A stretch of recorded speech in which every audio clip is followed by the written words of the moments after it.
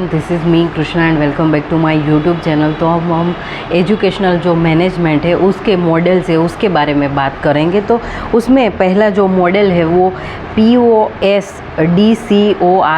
यानी कि इसका जो फुल फॉर्म है वो हमें याद रखना है। और इसमें जो P है, P is stand for planning, O stand for organisation, S for staffing, D for directing, C for coordinating, R for reporting and B for budgeting।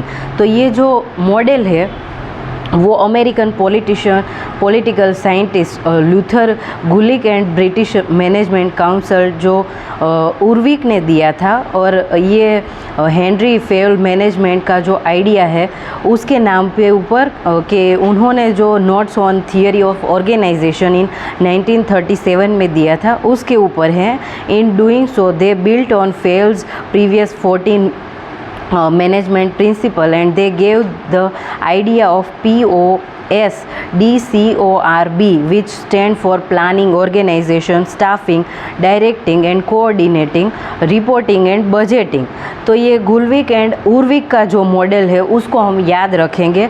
और प्लानिंग जो है वो कोई भी काम है उसको हम प्लान करेंगे उसके बारे में हमें देखना है, क्योंकि कोई भी जो मैनेजमेंट है उसमें हमें पहले प्लान करना पड़ता है, ठीक है। फिर ऑर्गेनाइजेशन यानी कि हमें कोई जो काम है उसका हमें प्लान कर दिया, फिर उसको हम ऑर्गेनाइज करेंगे और उसके हिसाब से हम सारी चीज़ें हैं उसको हम देखेंगे। फिर स्टाफिंग यानी कि कोई चीज़ है और जो एडमिनिस्ट्रेशन है, पर्टिकुलरली हम एजुकेशन की बात कर रहे हैं तो कोई स्कूल है, कॉलेज है, तो उसमें पहले हमें स्टाफ की ज़रूरत पड़ेगी, ठीक है।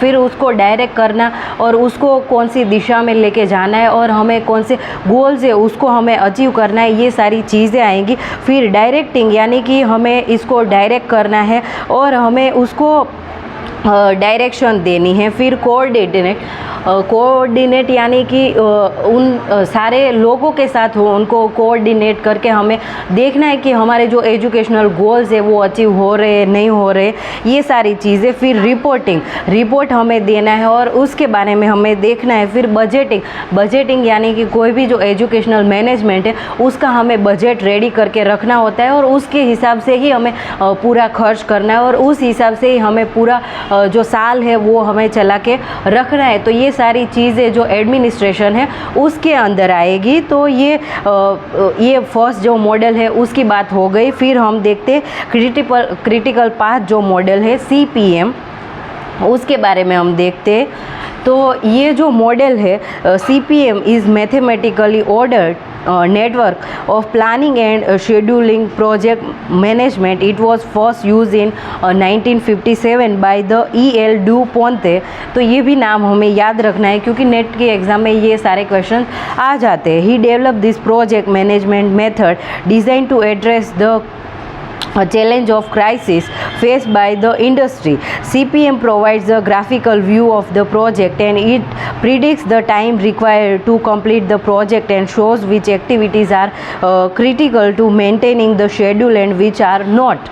तो इसके हम स्टेप्स देखते हैं। तो specify the individual activities, determine the sequence of those activities, draws a network diagram, estimate the completion time for each activity, identify the critical path, updating the CPM diagram as the process। And इसके advantage हम देखते हैं। तो advantage इसके ये रहेंगे कि CPM helps in selecting, monitoring and controlling the project and project manager can determine actual dates for each activity and compare what should be happening and what is taking place and react according. The activities and outcomes can be shown as a network। This system has streamlined all the aspect and educational project process and how management is undertaken। इसके disadvantage देखते हैं। It is difficult to understand for beginners and CPM can become ineffective and difficult to manage if it is not well defined and stable। If the project is far too bulky and lengthy, the CPM requires software to monitor the plan। CPM takes longer to identify and monitor the critical path when the project is of big dimension। At times the design CPM is time consuming, also difficult to estimate the activity completion time in multiple dimensional project, and CPM cannot form and control the schedules of the person involved in the project. तो ये सारे इसके disadvantage रहेंगे। और आज के video में हमने 2 मॉडल्स की बात की, और नेक्स्ट वीडियो में हम PERT जो मॉडल है और SWOT जो एनालिसिस यानी SWOT जो मॉडल है उसकी बात करेंगे। तो I will and this video here. Bye everyone. Thank you so much and happy learning everyone.